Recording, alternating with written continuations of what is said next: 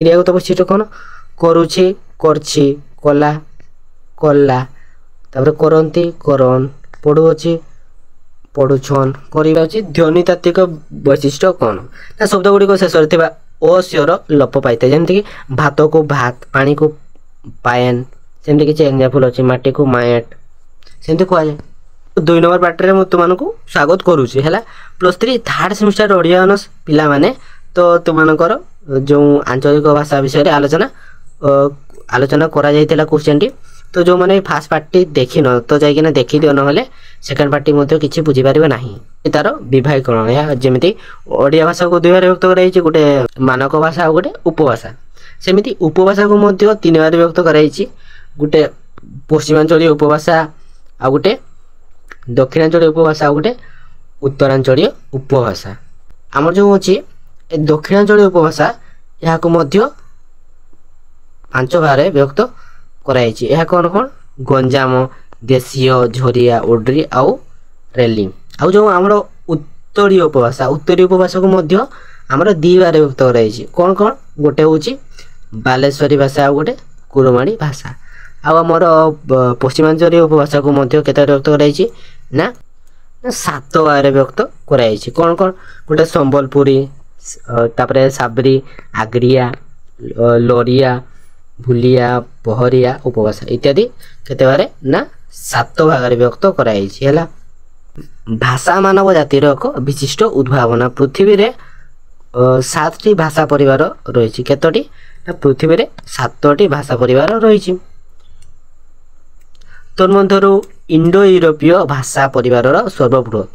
ତ ଏଇଟା ଦେଖ ପିଲାମାନେ, ଏଇଟା ମନେ ରଖ ହେଲା। ଯେଉଁ ଆମର ଇଣ୍ଡୋ ୟୁରୋପୀୟ ଭାଷାରୁ ଯେଉଁ ଆମର ଓଡ଼ିଆ ଭାଷା କି ପାର୍ସୀ ଭାଷା, ତାପରେ ଯେତିକି ସବୁ ଭାଷା ଅଛି ସବୁ ଏଇ ଇଣ୍ଡୋ ୟୁରୋପୀୟ ଭାଷା ପରିବାରରୁ ଆସିଅଛି ହେଲା। ଇଣ୍ଡୋ ୟୁରୋପୀୟ ଭାଷା ପରିବାରରୁ ଇଣ୍ଡୋ ଇରାନୀ ବା ଇରାନୀୟ ଆର୍ଯ୍ୟ ଭାଷାରୁ ଭାରତୀୟ ଆର୍ଯ୍ୟ ଭାଷା ଗୁଡ଼ିକ ସୃଷ୍ଟି ଲାଭ କରିଛି। ଯେଉଁ ଭାରତୀୟ ଆର୍ଯ୍ୟ ଭାଷା ଗୁଡ଼ିକ ତାହା ସେଇ ଇଣ୍ଡୋ ୟୁରୋପୀୟ ଭାଷାରୁ ସୃଷ୍ଟି ହେଇଛି।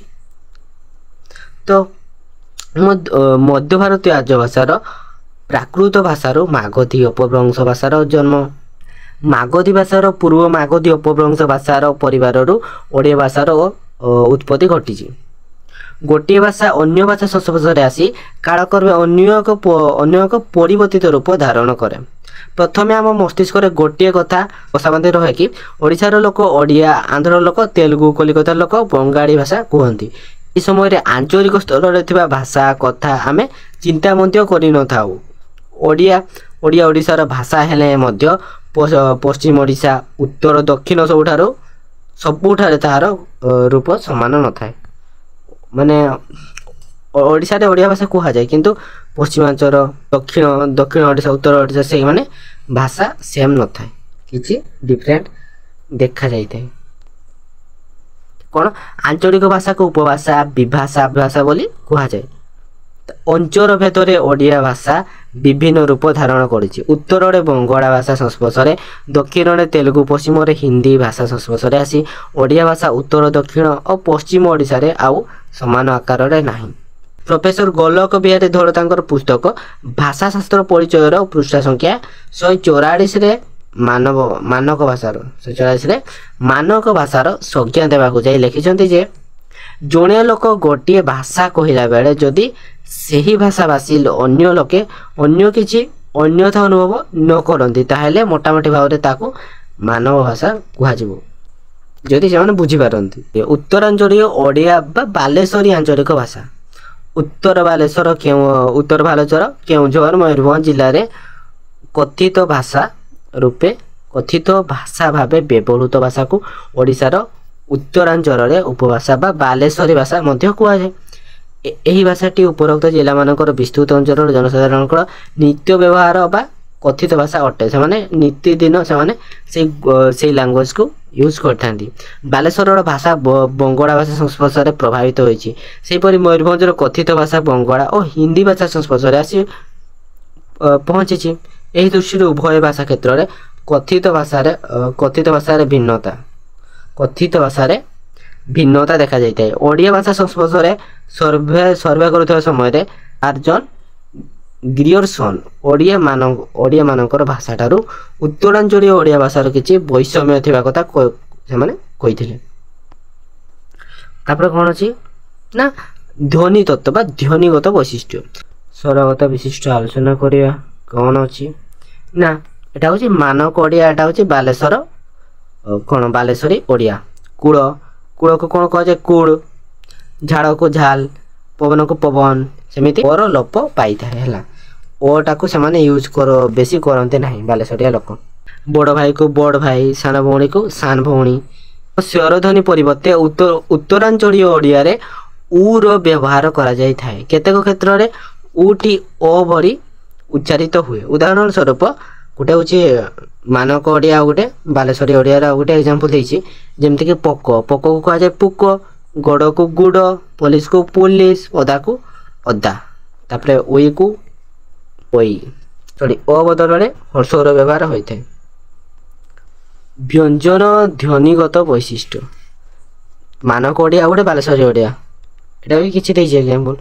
ଲଙ୍କାକୁ କ'ଣ କୁହାଯାଏ ଲଙ୍କା, ଲଙ୍ଗଳକୁ ନଙ୍ଗଳ, ଚାଉଳକୁ ଚାଉଳ। ସେମିତି ବାଲେଶ୍ୱରୀ ଭାଷାରେ ଅଳ୍ପ ପ୍ରାଣର ବ୍ୟଞ୍ଜନ ଧ୍ୱନି ମହାପ୍ରାଣ ବ୍ୟଞ୍ଜନ ଧ୍ୱନିରେ ରୂପାନ୍ତରିତ ହୋଇଥାଏ। ଅଳ୍ପ ପ୍ରାଣ କାହା କହିବା ନା ଯେତେବେଳେ ଆମେ ଗୋଟେ ଧ୍ୱନି ଉଚ୍ଚାରଣ କରୁଛେ ଆମର ମୁହଁରୁ ମାନେ ଅଧିକ ବାୟୁ ନିଃସୃତ ହୁଏ ନାହିଁ, ତାକୁ କ'ଣ କୁହାଯାଏ ଅଳ୍ପ ପ୍ରାଣ ବ୍ୟଞ୍ଜନ। ଆଉ ଯେଉଁଟା ଆମେ ଯେତେବେଳେ କହୁଛେ ତ ଅଧିକ ବାୟୁ ନିଃସୃତ ହୁଏ ତାହାକୁ କ'ଣ କୁହାଯାଏ, ତାହାକୁ କୁହାଯାଏ ମହାପ୍ରାଣ ବ୍ୟଞ୍ଜନ ଧ୍ୱନି। ସେମିତି କିଛି ଏକ୍ଜାମ୍ପଲ୍ ଦେଇଛି, ଏଗୁଡ଼ା ତୁମେ ଦେଖିପାରିବ ହେଲା।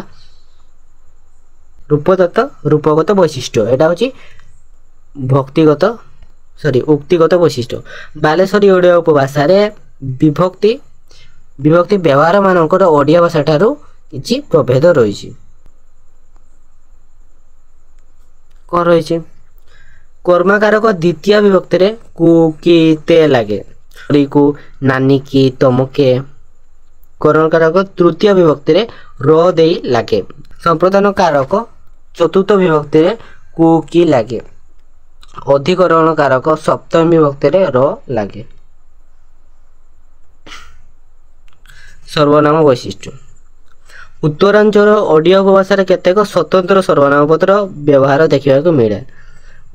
ଉଦାହରଣ ପ୍ରଥମ ପୁରୁଷ ମୁଇଁ, ମୁଁ ଏକ ବଚନ, ଆମେ, ଆମ୍ଭେ ବହୁ ବଚନ। ଦ୍ୱିତୀୟ ପୁରୁଷ ତୁଇ, ତୁ ଏକ ବଚନ, ତମମାନେ, ତୁମ୍ଭେମାନେ ବହୁ ବଚନ।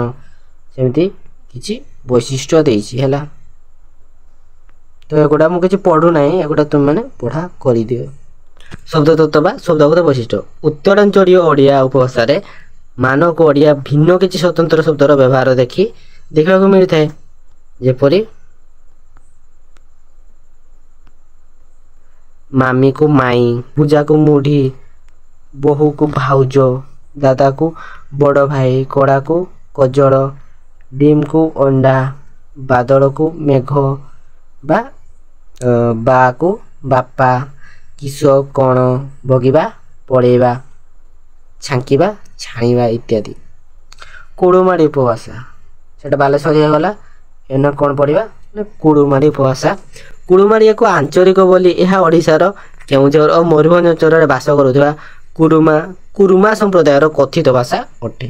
ଧ୍ୱନି ତତ୍ତ୍ୱ ଐ, ଔ, ସ, ତାଲବେଶ ମୂର୍ଧନ୍ୟ ଷ, ବ ମୂର୍ଧନ୍ୟ ଡ଼, ଢ ତ ଆଦି ଧ୍ୱନି କୁଡ଼ୁମାଡ଼ି ଭାଷାରେ ବ୍ୟବହୃତ ହୁଏ ନାହିଁ। ସ୍ୱରଧ୍ୱନିଗତ ବୈଶିଷ୍ଟ୍ୟ। ସ୍ୱରଧ୍ୱନିର ପରିବର୍ତ୍ତନ। କାଲକୁ କାଲା, ଏଟା କୁଡ଼ୁମାଡ଼ି ବୋଲିରେ। ପଛକୁ ପେଛ, ଗଞ୍ଜିଆକୁ ଗେଞ୍ଜୁଆ, ଏକଥାକୁ ଇକଥା, ଔଷଧକୁ ଔଷଧ, କବିକୁ କବି ଇତ୍ୟାଦି ଏ ଭାଷାରେ ବ୍ୟବହୃତ ହେଇଥାଏ। ମାନେ ଯଦି ଆଉ ଟିକେ ତୁମମାନଙ୍କୁ ଡିଟେଲିଂରେ ଆଲୋଚନା କରିବି ତ ଭିଡ଼ିଓଟି ଆଉ ଟିକେ ବଡ଼ ହେଇଯିବ ହେଲା। ତ ସେଥିପାଇଁ ମୁଁ କିଛି ତୁମମାନଙ୍କୁ ଏତେ ଡିଟେଲରେ କିଛି କହୁନି, ଏଇଟା ତୁମମାନଙ୍କୁ ଜଣେଇ ଦେଉଛି। ଆଉ ଏଗୁଡ଼ା ଜାଣିଥିବ ହେଲା। ଯେମିତି ଧର ମୟୂରଭଞ୍ଜରେ ହେଉ କି ବାଲେଶ୍ୱରରେ ଭାଷା କରୁଥିବ ତ ତୁମମାନଙ୍କର ଗୋଟିଏ ଡେଲି ଯେଉଁ ଲାଙ୍ଗୁଏଜ ୟୁଜ୍ କରୁଥିବ ସେଇଗାକୁ ହିଁ ଲେଖିବ ହେଲା। ସେମିତି କିଛି ନାହିଁ ଯେ ଏଗୁଡ଼ା ହିଁ ମନେ ରଖିବାକୁ ପଡ଼ିବ, ସେମିତି କିଛି ମାନେ ନାହିଁ। କିନ୍ତୁ ଯେତେବେଳେ ଏକ୍ଜାମ୍ରେ ତୁମେ ଲେଖୁଛ ତ ନିହାତି ଗୋଟେ ଏକ୍ଜାମ୍ପଲ୍ ଲେଖିକି ଆସିବ। ଏକ୍ଜାମ୍ପଲ୍ ନହେଲେ ତୁମମାନଙ୍କୁ ମାର୍କ ଦେବେ ନାହିଁ। ପଶ୍ଚିମ ଓଡ଼ିଶା କହିଲେ ସାଧାରଣତଃ ସୁନ୍ଦରଗଡ଼ ଦିଲ୍ଲୀ ଠାରୁ କଳାହାଣ୍ଡି ଜିଲ୍ଲା ଏବଂ ଦେବଗଡ଼ ଜିଲ୍ଲା ଠାରୁ ନୂଆପଡ଼ା ଜିଲ୍ଲା ପର୍ଯ୍ୟନ୍ତ ପରିବ୍ୟାପ୍ତ ଅଞ୍ଚଳକୁ କୁହାଯାଏ। ପଶ୍ଚିମାଞ୍ଚଳୀୟ ଭାଷା ହେଉଛି ଆଦିବାସୀ ସମ୍ପ୍ରଦାୟର ଭାଷା। ସୀମାନ୍ତ ଅଞ୍ଚଳର ଭାଷା ଛତିଶଗଡ଼ି ଭାଷା, ହିନ୍ଦୀ, ମରାଠୀ ଏବଂ ତେଲୁଗୁ ଭାଷା ଦ୍ୱାରା ପ୍ରଭାବିତ ଏକ ସ୍ୱତନ୍ତ୍ର କଥିତ ଓଡ଼ିଆ ଭାଷା। ବିଶେଷ କରି ଏହି ଭାଷା ସମ୍ବଲପୁରୀ ଭାଷା ହେଉଛି ମୁଖ୍ୟ ତଥା ବହୁଜନ କଥିତ ଉପଭାଷା, ଯାହାର କି ବରିଷ୍ଠ ସାହିତ୍ୟିକ ପରମ୍ପରା ରହିଛି। ହେଉଛି ଧ୍ୱନିତାତ୍ତ୍ୱିକ ବୈଶିଷ୍ଟ୍ୟ କ'ଣ ନା ଶବ୍ଦ ଗୁଡ଼ିକ ଶେଷରେ ଥିବା ଓ ସ୍ୱର ଲୋପ ପାଇଥାଏ। ଯେମିତିକି ଭାତକୁ ଭାତ, ପାଣିକୁ ପାଏନ୍, ସେମିତି କିଛି ଏକ୍ଜାମ୍ପଲ୍ ଅଛି ମାଟିକୁ ମାଏଟ୍, ସେମିତି କୁହାଯାଏ। ଏଗୁଡ଼ା ଦେଖ ହେଲା ର ଧ୍ୱନିରେ ଲ ଉଚ୍ଚାରିତ ହୋଇଥାଏ। ଯେମିତି ଚାଉଳ ଜାଗାରେ କହୁ ଚାଉଲ, ଆଳୁ ଜାଗାରେ ଆଲୁ, ତାପରେ ହଳିଆ ଜାଗାରେ ହଲିଆ, ସେମିତି କିଛି କହିଥାଉ। ତାପରେ ଇ ପୂର୍ବରୁ ଆସି ଏରେ ପରିଣତ ହୁଏ। ଯେମିତି ରାତିକୁ ରାୟତ, ବାଲିକୁ ବାଏଲ, ଡାଲିକୁ ଡାଏଲ, ସେମିତି ଡୋର କିସ ଦୌଡ଼ିକୁ ଦୌଡ଼ି, ଦୌଡ଼ିକୁ ଦୌଡ଼ି, ମାଙ୍କଡ଼କୁ ମାକଡ଼, କୁକୁଡ଼ାକୁ କୁକୁଡ଼ା ବା ଖୁକୁଡ଼ି ବି କୁହନ୍ତି ସେମିତି କିଛି। ଏଠାରେ ଇଠାରେ, ଏ ସ୍ଥାନେ ଇଥାନେ। ବିଭକ୍ତିଗତ ବୈଶିଷ୍ଟ୍ୟ ଆଲୋଚନା କରିବା। ଦ୍ୱିତୀୟ ଚତୁର୍ଥ ବିଭକ୍ତିରେ ଏକ ଲାଗେ।